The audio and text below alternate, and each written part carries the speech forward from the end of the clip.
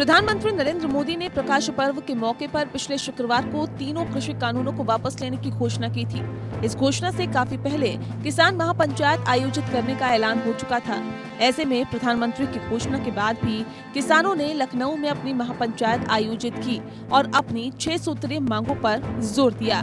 तीनों कृषि कानूनों के खिलाफ आंदोलन की अगुवाई करने वाले संयुक्त किसान मोर्चा के प्रवक्ता राकेश टिकैत ने इस अवसर पर कहा कि ऐसा लगता है कि कृषि कानूनों को निरस्त किए जाने की घोषणा के बाद सरकार किसानों से बात नहीं करना चाहती है। सरकार को ये स्पष्ट कर देना चाहिए कि उसने कानूनों को निरस्त कर दिया है और वह हमसे बात करना नहीं चाहती है।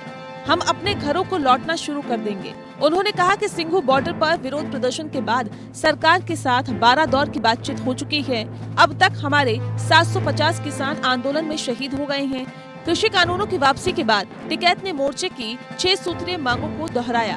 किसान न्यूनतम समर्थन मूल्य पर कानून बनाने के साथ ही लखीमपुर खीरी हिंसा मामले में केंद्रीय गृह राज्य मंत्री अजय कुमार मिश्रा टेनी की बर्खास्तगी की मांग महापंचायत में भी उठी। हमको करीब 12 महीने का टाइम लगा कुछ लोगों को अपनी बात समझाने में कि जो ये कानून आप लेकर आए हैं, इस कानून से देश के किसान, गरीब, दुकानदार, उनको नुकसान होगा। उनकी भाषा जब सर्वे करे तो उनकी जो समझ है वो 1 साल बाद में समझे कि इन कानूनों से नुकसान है। वे कानून उन्होंने वापसी लेने की घोषणा की,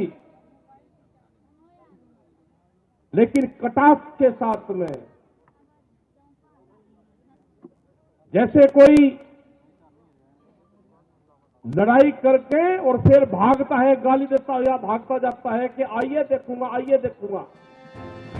गौरतलब है कि संयुक्त किसान मोर्चा के नेताओं ने रविवार को एक महत्वपूर्ण बैठक के बाद प्रधानमंत्री नरेंद्र मोदी के नाम एक खुला पत्र लिखा था और कहा था कि जब तक सरकार उनकी 6 मांगों पर बातचीत बहाल नहीं करती है तब तक आंदोलन जारी रहेगा।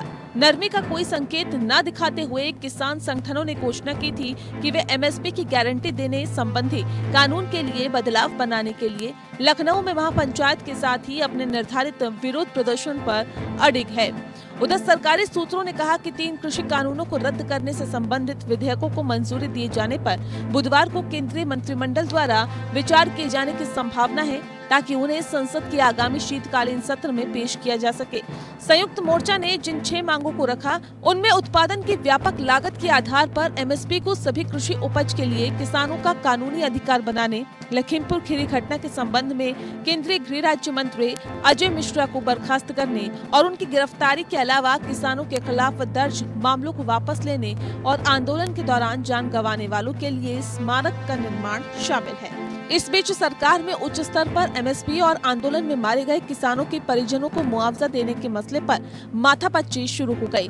तीनों कानूनों की पीएम नरेंद्र मोदी की ओर से वापसी की घोषणा के बाद अब सरकार और बीजेपी की चिंता किसानों की नाराजगी दूर करने को लेकर है। इसके लिए किसानों की अन्य मांगों पर विचार हो रहा है। मारे गए किसानों के परिजनों को मुआवजे के मुद्दे पर तेलंगाना के मुख्यमंत्री के चंद्रशेखर राव ने केंद्र सरकार की उलझन बढ़ा दी है। उन्होंने शनिवार को ऐसे 700 किसानों के परिवारों को 3-3 लाख रुपए की मुआवजा की घोषणा की है, जिसके कारण अब केंद्र पर भी मुआवजा घोषित करने का दबाव बढ़ गया है। सूत्रों के मुताबिक कृषि कानूनों को वापस लेने की घोषणा के बाद सरकार और बीजेपी की योजना किसानों को साधने के साथ साथ विपक्ष को अलग थलग करने की है।